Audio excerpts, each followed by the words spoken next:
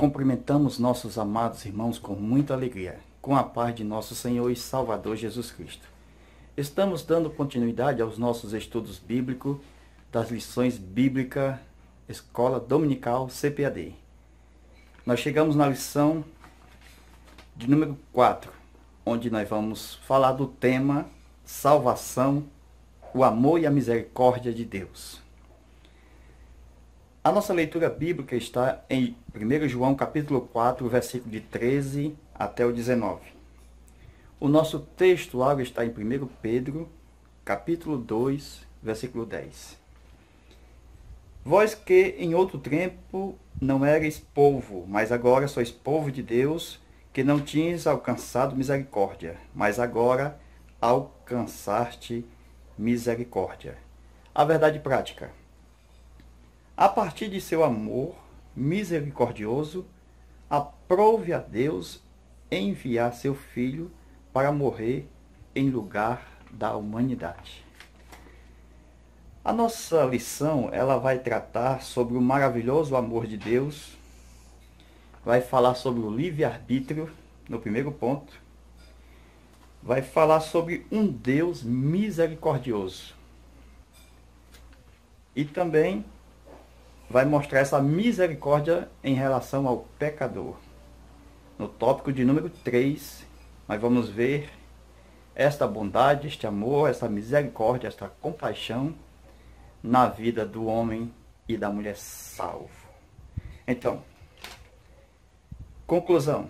O amor e a misericórdia de Deus extrapolam a compreensão humana. Hoje nós vamos tratar de um assunto para muitos polêmico, porque nós vamos falar sobre salvação, eleição, livre-arbítrio. Nós vamos falar sobre a misericórdia e o amor de Deus, sobre o pecador, arrependimento, fé, graça, sangue. Então tudo isso nós temos dentro da Bíblia Sagrada, um Deus misericordioso.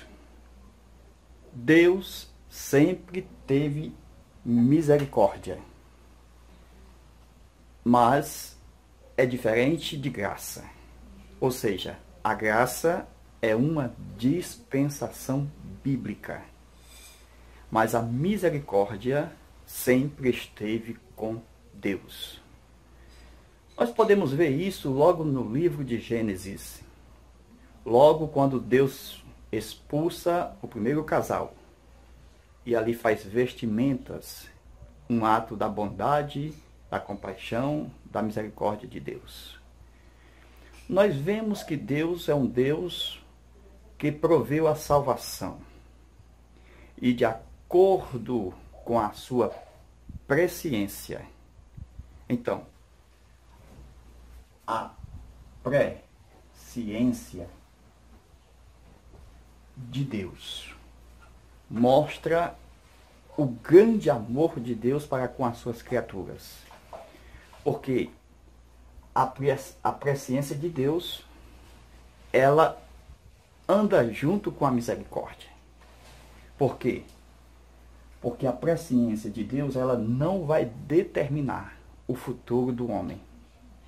Por quê? Porque Deus deu ao homem livre arbítrio. Por esse motivo, nós vemos que Deus não tira o livre arbítrio, mas usa a misericórdia que está dentro da presciência, porque a presciência ama a misericórdia para atuar no livre-arbítrio do homem. Então, o escritor aos Romanos, no capítulo 8, versículo 29 e versículo 30, nós vamos ver que Deus conheceu, Deus chamou, Deus predestinou, Deus justificou, Deus glorificou. Essas palavras nos dão uma origem a uma única palavra, isto é, eleição. A eleição é diferente de predestinação, porque diante de 5 palavras está entre elas a predestinação. E muitos têm ensinado errado sobre a predestinação, achando que Deus já colocou no nascimento as plaquinhas, destinando já de antemão no nascimento para o inferno e outros para o céu. Isto mostra uma incompreensão das Escrituras Sagradas, porque nós vamos ver que a presciência de Deus, que é o conheceu de Deus, de Romanos capítulo 8, Deus conheceu, mostra que Deus tem conhecimento de, primeiro, do pecado humano. Aí nós podemos ver aqui a misericórdia, o livre-arbítrio e o conheceu de Deus, que é a sua presciência. Aí nós vemos a eleição, que está em Romanos, capítulo 8, versículo 29 e 30, e nós temos aqui uma decisão. Então, requer uma decisão. Isto é, Deus não tira o livre-arbítrio, mesmo conhecendo de antemão o resultado final. Então, o que é que ele vai fazer? Ele vai criar os céus, ele vai criar a terra. Nos céus ele cria os anjos. Na terra ele cria os homens. Aqui nós temos uma rebelião. Ou seja, de anjos. E o estado dos anjos, por ter sido criados imortais, se eles pecassem, eles estariam no estado do mal. Então, se os anjos pecassem, se tornariam malignos. Foi o que aconteceu com a terça parte dos anjos, que seguiu a Satanás e eles tornaram malignos. Então, para os anjos, nós vemos que, ao pecar, se tornaram malignos. E os homens, o estado dele, morte. Então, se o homem pecasse, morreria, que era diferente dos anjos.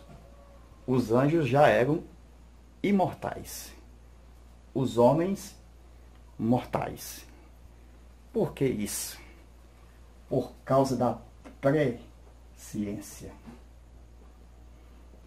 Deus sabia muito bem que, ao criar os anjos, 2/3 dos anjos passariam pela prova. Seriam eleitos, viveriam eternamente com Deus, mostrando que a eleição dos anjos daria o direito deles viverem eternamente para nunca mais pecarem, junto com seu Criador. Isso nós vemos dentro da Bíblia através da decisão que eles tiveram pelo livre-arbítrio quando houve a rebelião de Lúcifer. Mas os homens ainda estão passando pela prova. Qual é a prova dos homens? Começou aqui, no jardim do Éden. A árvore da vida. A árvore da vida era a maneira de que o homem, ao comer, garantiria assim o quê? A sua vida eterna. Então, se o homem não comesse da árvore da vida e comesse da árvore do conhecimento do bem e do mal, o homem morreria. E assim, Deus, sabendo que nenhum homem passaria pela prova, isto é, todos os homens pecaram, 100% da raça humana caiu. Desta forma, não há um justo sequer. Todos caíram. Na presciência de Deus, Deus o faz mortal no corpo, diferente dos anjos, porque os anjos são espíritos, já foram criados no estágio final de imortalidade. Os homens, não. Qual é o estágio final?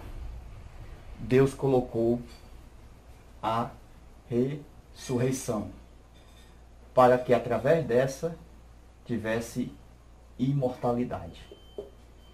Então, os homens não foram criados no estágio final.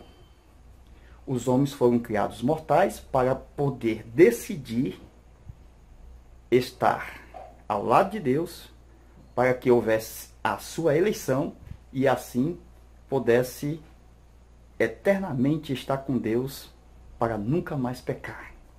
Isto vai acontecer com o arrebatamento da igreja, aonde todos nós que servimos a Cristo, que é a nossa árvore da vida, que comemos e bebemos dele, nós temos vida em si mesmo. Isto garantirá a nossa redenção, a nossa eleição, e a igreja nunca mais pecará, porque estará no estágio eterno, imortalizado, e estarão para sempre com o Senhor. Então, meus irmãos, Deus, ele faz exatamente dois vasos. Dois vasos. Adão e Eva. Deus cria dois vasos. Cria para um propósito bom. Isto é, Deus não predestina ninguém ao maligno, ao inferno. Deus nunca predestinou ninguém para o inferno. Deus fez os dois com propósito bom, com propósito de eles servirem a Deus, terem vida eterna, viver para sempre. Porém, os vasos se sujaram, isto é, pecaram. Veja, por causa do pecado nós vemos o seguinte: a desonra. Então, nós vemos que esses vasos se tornaram vasos de desonra. Isto mostra que através da desonra vai sair dois tipos de vaso.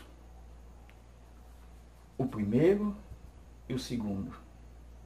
Nós teremos aqui dois tipos de vaso.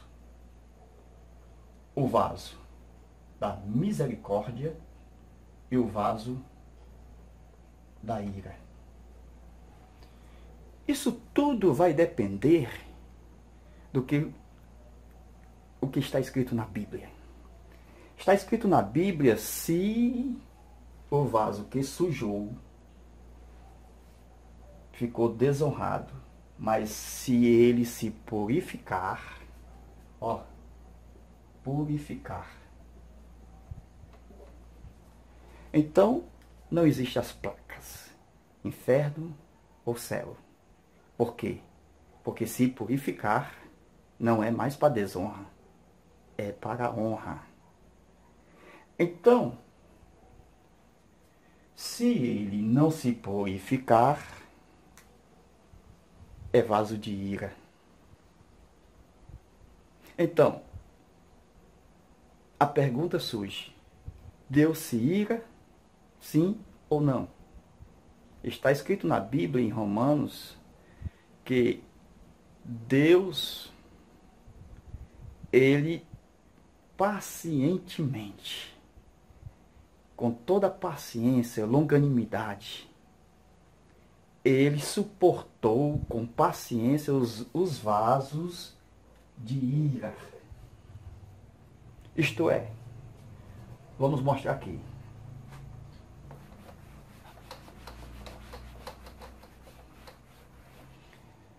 Nós temos os dois vasos, certo? Que se sujaram. Então, os que se purificaram se tornou vaso de honra, ok? Vaso de honra. Mas os que não se purificaram se tornou vasos de ira, ok? Vasos de ira. Isto por quê? Porque o coração deles se fechou para Deus. Desta forma, eles são blasfemos, ateus, certo?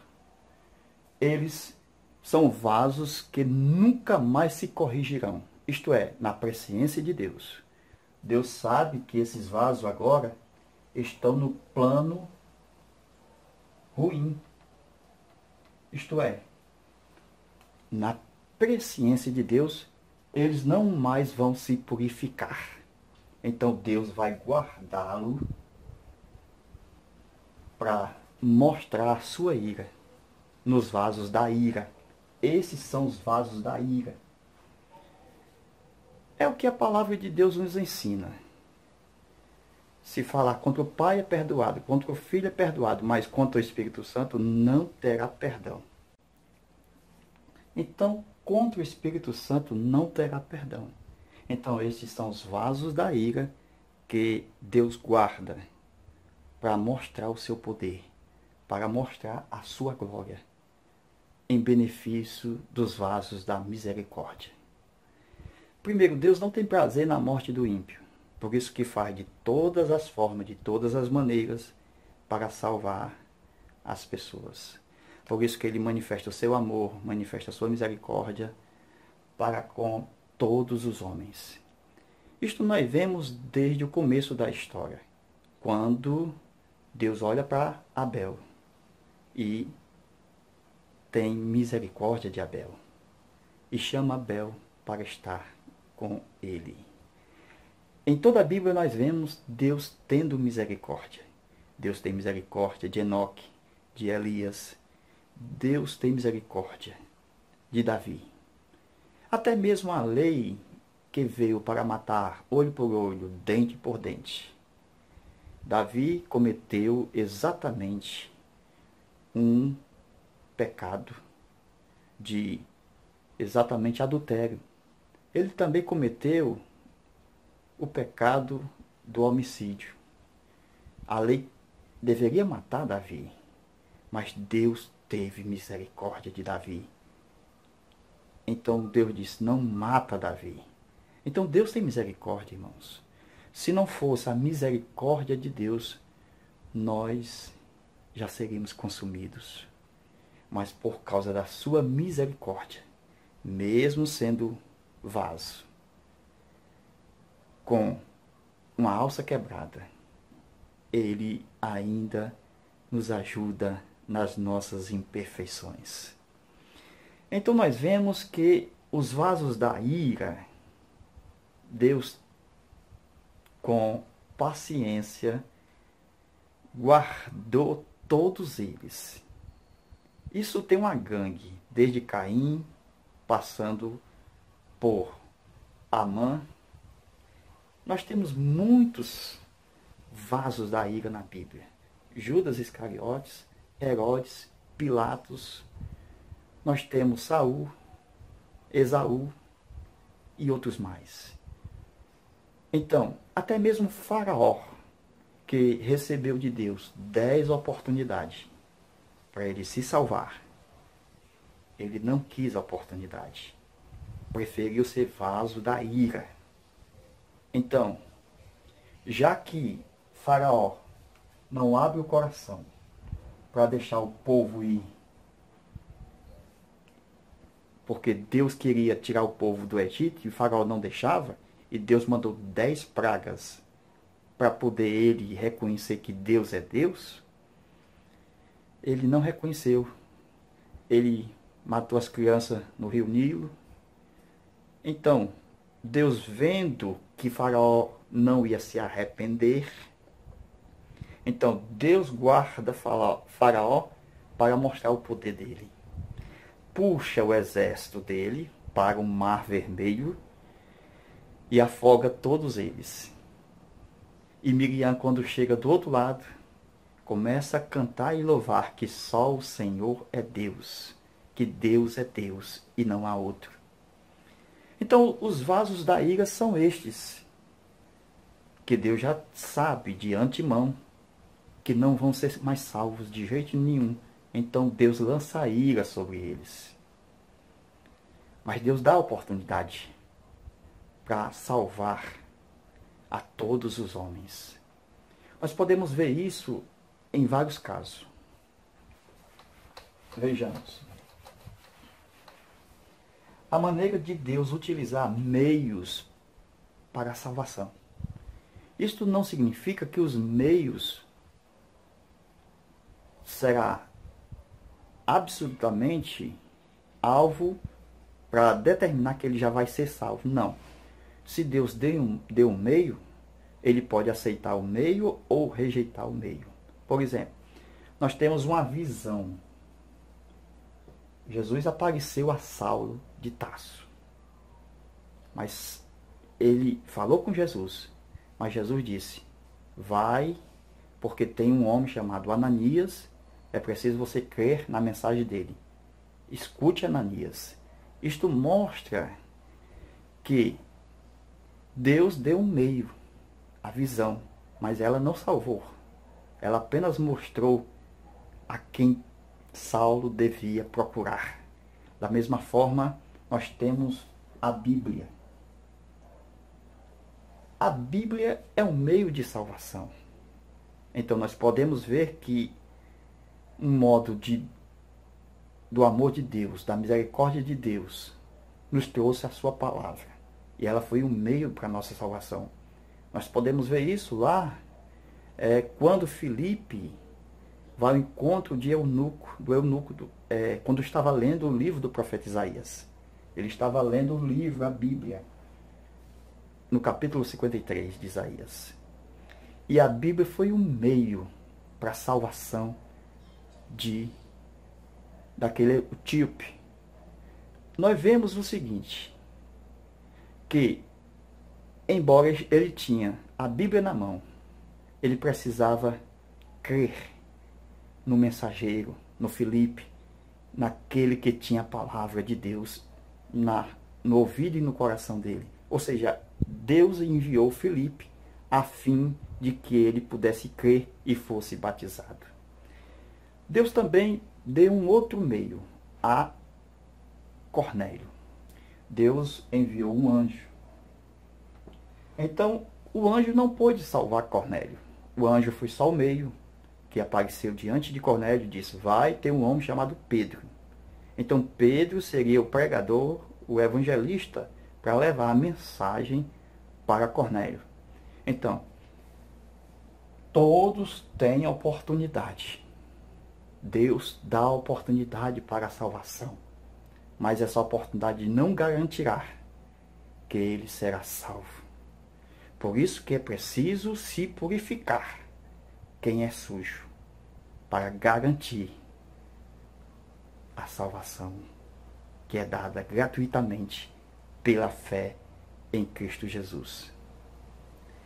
Os meios da salvação estão na Bíblia, amados. Pela graça sois salvos por meio da fé. Isto não vem de vós, é dom de Deus. Então Deus nos dá a fé. Deus tem a graça. Deus tem exatamente o sangue de Jesus. Aí nós vemos, por este meio, é preciso ter a fé, que sem ela é impossível agradar a Deus. Aí nós vemos que há necessidade de nós entendermos a palavra predestinação. Por quê? Porque ela não é destinação. Porque se fosse destinação, não teria na Bíblia a palavra eleição. Porque a palavra eleição já garante o destino. Mas a predestinação, pela própria palavra em português, já nos diz que ele está pré-destinado. Isto é, antecipadamente ele está se preparando para ser destinado. Isto mostra exatamente, irmãos, que Deus, ele jamais bate o martelo para a pessoa quando nasce, como muitos dizem por aí. Tu és para a honra, tu és para a desonra. Deus não faz isso no nascimento. Esaú, ele foi rejeitado por Deus porque vendeu a primogenitura. Aí Deus disse, eu aborreço a Esaú. Porque ele não gostou das coisas espirituais. Desta forma, foi aborrecido, amado irmão. Aí nós vemos exatamente o quê? Que Deus, ele cria. Ou seja, o vaso.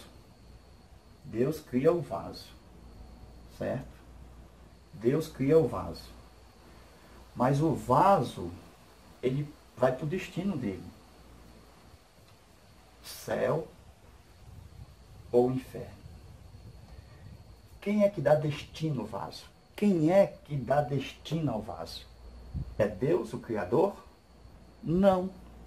Porque quando Deus cria os homens, ele cria com a mesma massa. A mesma massa. Ele cria os vasos. Os vasos que nós conhecemos, os vasos de honra. Porque Deus só cria para honra, irmão. Deus só cria para honra. Se nós somos pais que criamos nossos filhos e queremos que ele seja para honra, oramos por ele, pedimos a Deus, ensinamos na escola, levamos para a igreja, abençoamos em nome do Pai, do Filho e do Espírito Santo. Por quê? Porque a gente não quer que eles vá para o mundo, seja isso ou aquilo. Então, nós não podemos lançar para Deus o que nós não queremos. Que Deus quer que uns vão para o inferno. Nós não podemos fazer isso. Então, quem é que dá destino ao vaso? É aquele que compra o vaso. Quem compra o vaso, ele dá destino ou para a prateleira da cozinha ou para o banheiro, o sanitário. Então, se o vaso é comprado por Cristo, ou se ele é comprado por Satanás, quem dá destino ao vaso é quem compra. Então, ele pode se vender. Então, Deus não tem culpa se o vaso se perde, se suja. Porque o valor do vaso estará no conteúdo do vaso, o que tem dentro do vaso. Não é por ele ser de madeira ou de madeira, barro, ou de prata ou de ouro. Não importa se o vaso é 50 ou 5. O que mostra, na realidade, o valor do vaso é se ele se purificar. Aí sim, ele será o vaso de misericórdia e Deus usará este vaso para ser vaso de honra. Aí nós vemos, amados irmãos, a maneira de Deus trabalhar. Porque enviou Jesus para a salvação de toda a humanidade. E ele disse o seguinte: tira o primeiro, para que seja estabelecido o segundo. Ou seja, tira os carneiros, touros, os bodes, os animais, porque eu vou. Jesus veio como segundo. Aí nós vemos que no episódio de Abraão, Isaac não morre. Então Deus poupou Isaac.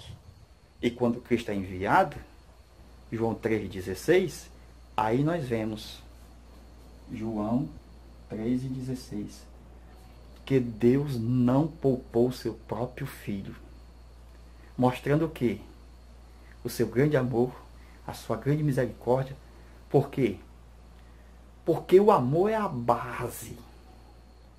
Calvino diz que é pela soberania. E Armínio diz que é pela graça. Os dois têm que aprender com João. Porque João ensina que foi por amor. Porque Deus amou o mundo de tal maneira que não poupou seu próprio filho. Então, sem amor não tem soberania. Sem amor não tem graça. João nos ensina na sua palavra que foi por um ato de amor que Deus enviou seu único filho para que todo aquele que nele crê não pereça, mas tenha a vida eterna.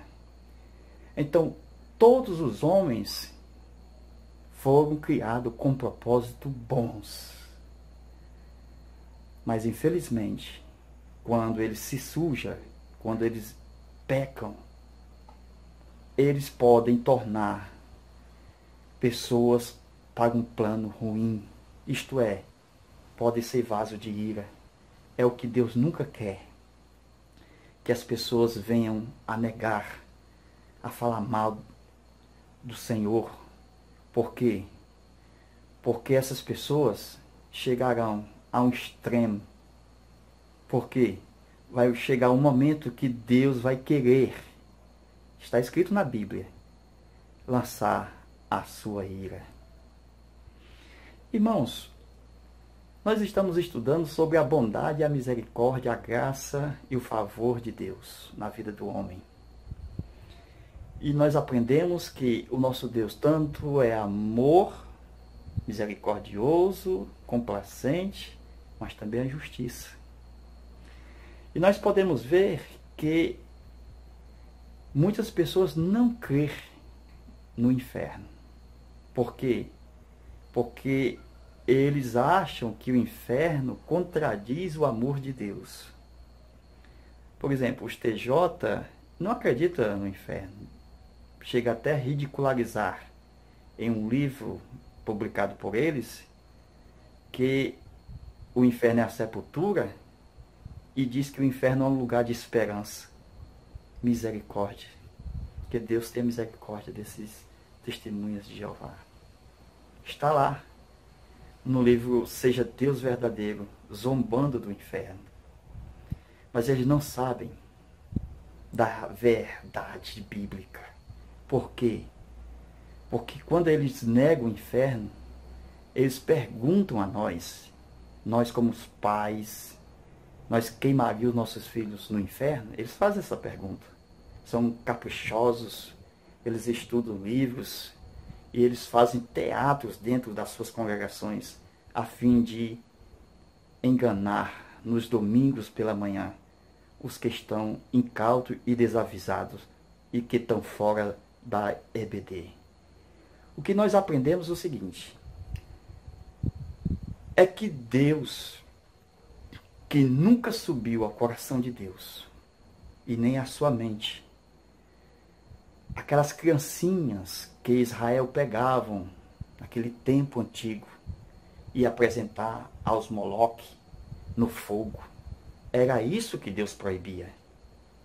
Aí eles utilizam dessa passagem para dizer que o inferno é inconcebível e Deus nunca pensou nisso. Totalmente incoerente com as Sagradas Escrituras, amados. Por quê? Porque se nós olharmos na Bíblia, a sua ira é notório, está na Bíblia isso. Se nós perguntarmos para eles se Deus já queimou alguém no fogo, qual seria a resposta deles? Sabemos que Deus não queima os seus filhos, porque tem os filhos de Deus. Deus nunca vai queimar os seus filhos. Mas a pergunta é, será que Deus já queimou ou lançou fogo sobre alguém? Então, vamos ver a justiça de Deus, irmãos, na Bíblia.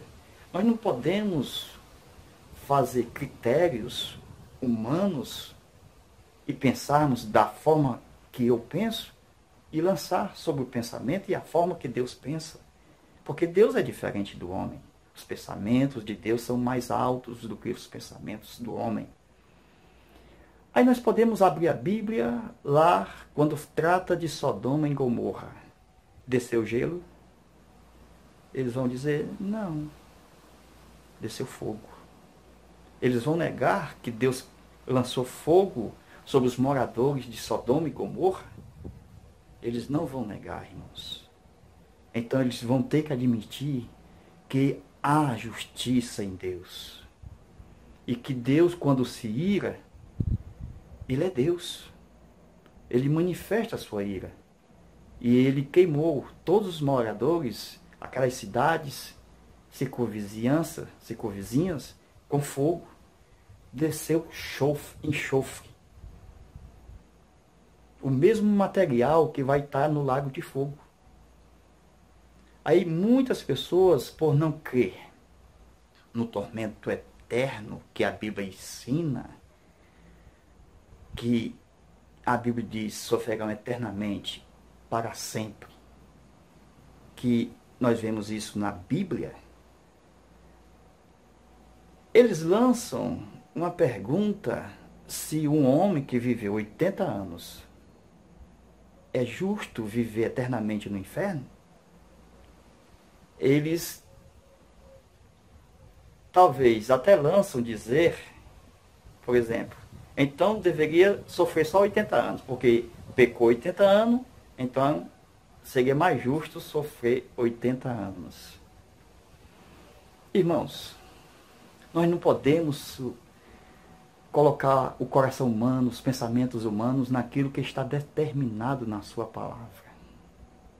A Bíblia é bem clara quando fala no Deus eterno, um Deus que vive eternamente.